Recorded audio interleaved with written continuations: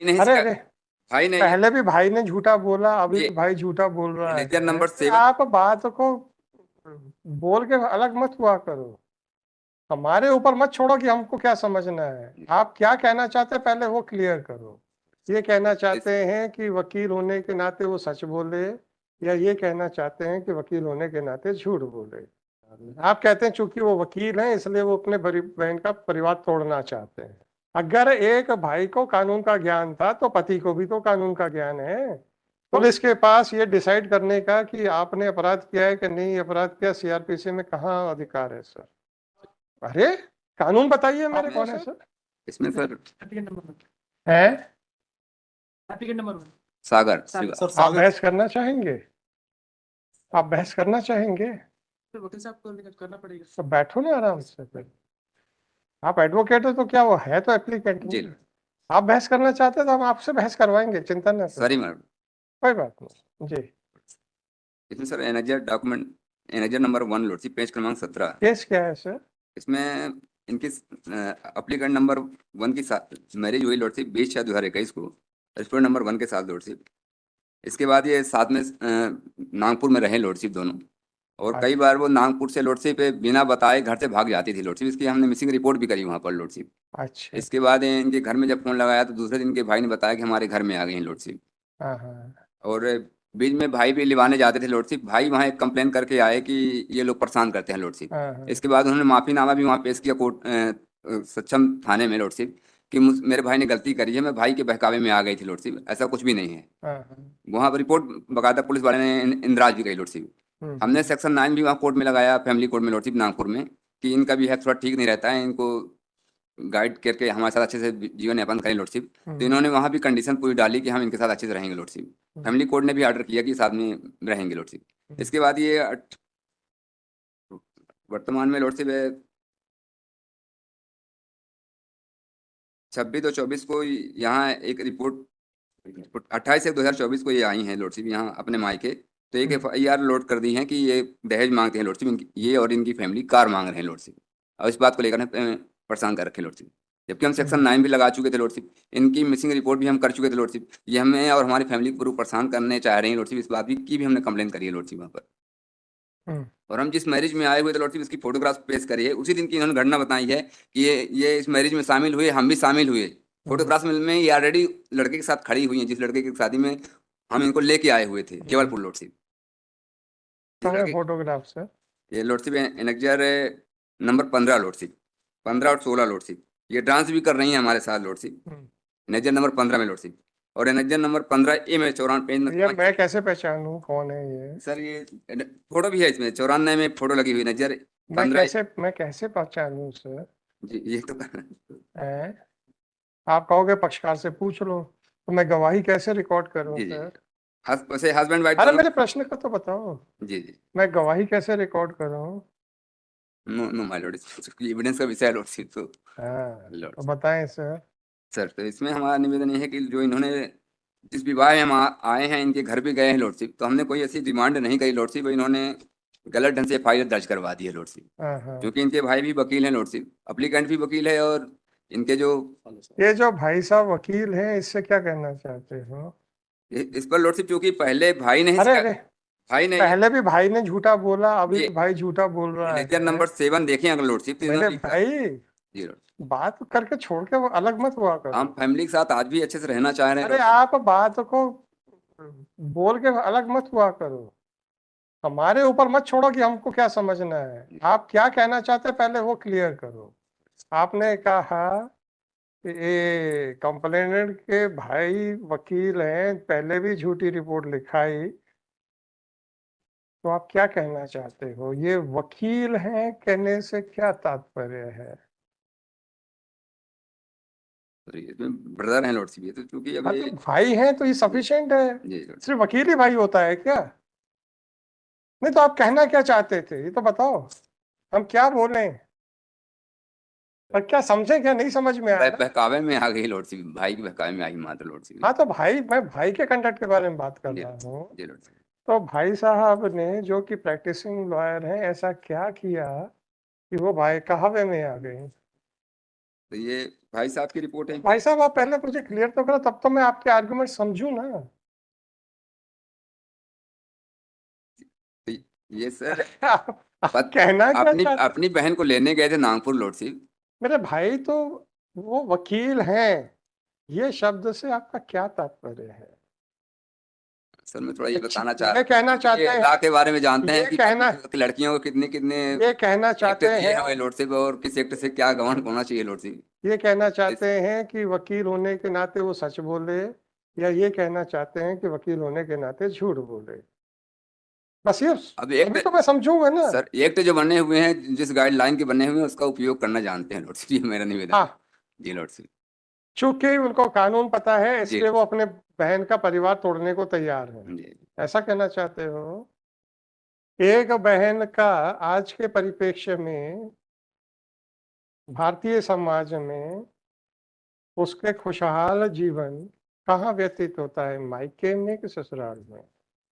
ससुराल में सर उसको ससुराल में। आप कहते हैं चूंकि वो वकील हैं इसलिए वो अपने बहन का परिवार तोड़ना चाहते हैं, समझाने मात्र मात्र इस कारण से क्योंकि उनको ज्ञान है कानून का, राइट?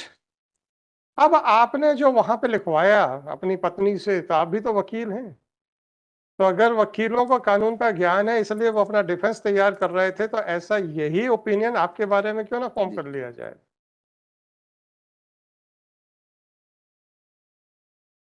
अगर एक भाई को कानून का ज्ञान था तो पति को भी तो कानून का ज्ञान है, तो अपने लिखाए गए दस्तावेज पे आप ओवर इंपॉर्टेंस दे रहे हैं और दूसरे को कह रहे हैं कि कानून का ज्ञाता होने के करके अपनी बहन का परिवार तोड़ रहा है। आप भी तो कानून के ज्ञाता हैं, आपको भी तो मालूम है क्या लिखाने से आप बच जाएंगे।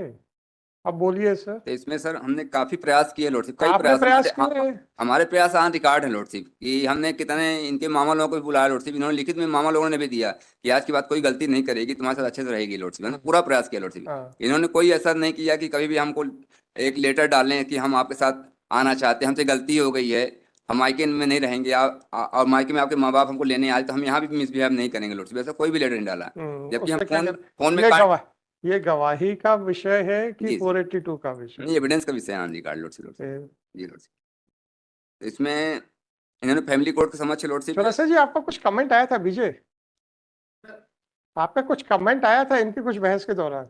मैं ये पीछे बोल रहा था कि सर कुछ बोल रहे हैं, सुन तो लो, नीचे मुंडी करके क्यों बहस करते जा रहे थे? Sorry sir, my Lord my नहीं, वो एडवोकेट रिलेटेड बात पे कमेंट आया था। नहीं, वो उस पे हम लोग नहीं तो आपका क्या कहना है कि जो हम लोग जो आपने बोला ना बाद में कि अगर वो ब्रदर, अगर उसका रिस्पॉन्डेंट भाई अगर ब्रदर है तो एप्लीकेंट भी एडवोकेट है, दोनों है, तो दोनों ला समझते, दोनों अपने अपने हिसाब से रिपोर्ट लिखाएंगे, जी जी अपना अपना डिफेंस तैयार नहीं, करेंगे। एक दूसरी बात, एक भाई मात्र एडवोकेट होने से अपनी बहन का परिवार खराब कर देता है? नहीं तोड़ा कर देता है क्या? नहीं करता है? इतना तो नहीं होता, हर कोई बचा इतना नहीं, वकील नहीं भी होगा तो भी नहीं करेगा। जी एक भाई खुद क्या है उससे पहले भाई है। वकील है, वो वकील नहीं भी होगा तो भी। हाँ, थैंक यू। सॉरी। तो वो जो आप कह रहे हो आपका खुद का भी मानना है कि गवाही का विषय है?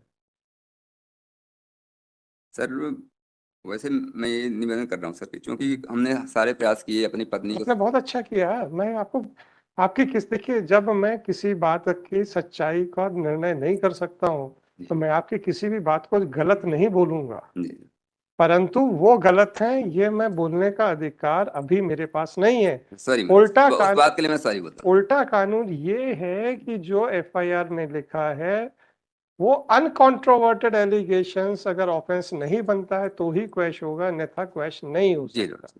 तो एफआईआर के पक्ष में कानूनी एक प्रिजम्पशन है, आपकी गवाही के लिए आपको गवाह में जाना पड़ेगा, तभी हम दोनों चीजों को देख के ये डिसाइड करेंगे कि एफआईआर सच्ची है कि आपकी कंप्लेंट सच्ची है। ये तो आप भी जानते हैं जी जी। Sir. Anything else sir? Annexure 9 annexure 6 lordship, page क्रमांक 76 लॉर्डशिप, जो हमने फैमिली कोर्ट के समक्ष एक आवेदन पत्र दिया था लॉर्डशिप, 20/6/2021 को, हमारा पहले का ही गया हुआ लॉर्डशिप आवेदन, बकायदा प्रक्रिया लॉर्डशिप। बिल्कुल ठीक है ना सर, आप भी तो कानून के ज्ञाता है ना। जी जी। बोले वो थाने पहुंचे उससे पहले खुद पहुंच जाओ, फिर और- क्या करोगे उसको? नहीं, हम तो कोर्ट की शरण में भी गए लॉर्डशिप। हाँ, आप अरे आप तो रोज ही जाते हो तो दरखास्त लगा दोगे, क्या होगा उसमें? जो आप उसके भाई के लिए बोल रहे हो, सुविचार रखे, वही सुविचार आपके लिए भी है सर। जी। उसमें हम क्या कर सकते हैं? तो चूंकि ये नहीं सर, मैंने आपको पहले कहा था कि आप चाहें तो आप बहस कर सकते हैं, हम पक्षकार को बहस करने से रोक नहीं सकते, परंतु हम ये कहते हैं कि ये पीसमेल में नहीं होगी, आप एडवोकेट को डिस्चार्ज कर दीजिए, आप बहस कीजिए। आपसे मैंने कहा था कि बहस करना आप कीजिए, आपने मना कर दिया था। जी, और सर? इसमें सर पूर्व में इनके ब्रदर आशीष सराठे ने शिकायत करी lordship annexure number 7 lordship page क्रमांक 78 श्रीमान थाना प्रभारी जरीपट्टा नागपुर नागपुर में कई लॉर्डशिप गाड़ी और पैसों की मांग को लेकर ससुराल द्वारा घर से निकाले जाने पर सूचना पत्र यह कि मैं आशीष सराठे सनाप स्वर्गीय श्री आलोक सराठे। ठीक है ना सर, जी। मैंने आपसे क्या कहा, ना तो मैं आपकी किसी भी डिफेंस को गलत बोल सकता हूँ, ना उनके एलिगेशन को सही बोल सकता हूँ। कानून ये कहता है कि उनके एलिगेशंस को सच मान के डिसाइड करना है, जी। परंतु वो सच कह रहे हैं, ये ट्रायल के बाद डिसाइड होगा। मैं अभी ये नहीं कह सकता हूँ कि वो सच कह रहे थे, वो रिपोर्ट सही थी। मैं कानूनी प्रिजम्पशन के करके आपका डिफेंस नहीं देख सकता हूँ, that is a different aspect, पर ये फाइंडिंग नहीं दे रहा हूँ कि आप सच्चे हैं कि वो सच्चे हैं। जी। That can be done only in appeal by the High Court or by the trial court in the trial. Anything else, sir? तो इस पर इनकी बहन ने जो applicant number 2 lordship respond number 2 30/12/2021 को कंप्लेंट की थी, वह वापस लेने के माफीनामा लिखा है आप भी तो एडवोकेट है ना सर? सर। और फैमिली कोर्ट के समक्ष भी चूंकि हम पूर्व में गए हुए हैं लॉर्डशिप, इसके बाद ये आप भी तो एडवोकेट है, आप ही का तो डिफेंस आप पे लग रहा है। 498 की जो रिपोर्ट की जा रही है लॉर्डशिप, हम शादी में आए हुए हैं, अपने रिलेटिव की शादी में आए हुए हैं, इनको भी लेके आए हुए हैं वहीं नागपुर लॉर्डशिप। मैंने आपसे क्या कहा सर, आप मेरी बात को ध्यान से सुनिए, आपकी आर्ग्यूमेंट को मैं गलत या झूठा नहीं बोल रहा हूँ, मैं आपसे अपने अधिकार क्षेत्र के बारे में बात कर रहा हूँ कि क्या मैं ये डिसाइड कर सकता हूँ कि आप जो कह रहे हो तथ्यात्मक रूप से वही सही है। मैं आपसे अपने एज अधिकार पर डॉक्यूमेंट एप्लीकेशन सर बिलीव किया जाए। देवेंद्र नाथ पाधी में 2005 में सुप्रीम कोर्ट ने क्या कहा है? देखा आप तो चार्जेस के स्टेज पे भी ये डॉक्यूमेंट नहीं लगा सकते, और ये तो प्राइवेट डॉक्यूमेंट्स हैं, जी हम इनका जुडिशियल नोटिस भी नहीं ले सकते हैं। सर।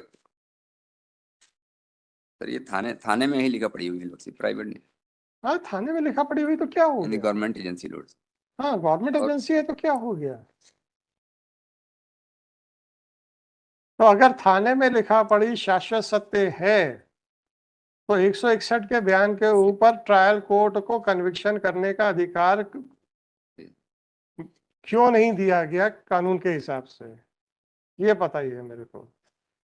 इवन 162 या 164 पे भी हम कन्विक्शन नहीं कर सकते, सब्सटेंशियल एविडेंस जो कोर्ट में आता है। तो अगर हम ये कहें कि चूंकि थाने में रिकॉर्ड हुआ था स्टेटमेंट या ये राजीनामा, तो यही कानूनी रूप से यही बंधनकारी है, तो कल को तो हमको 161 के बयान के ऊपर कन्विक्शन करना पड़ेंगे,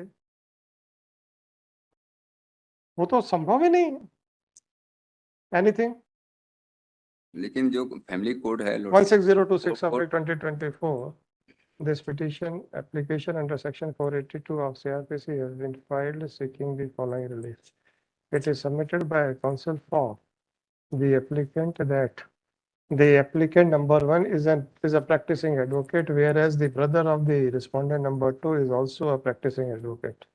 In fact, the respondent number 2 has been misled by her brother, and which is evident from various documents, according to which the respondent number 2 had given in writing that the earlier complaint made by her was at the behest and misguiding advice given by her brother, but no incident of harassment has taken place.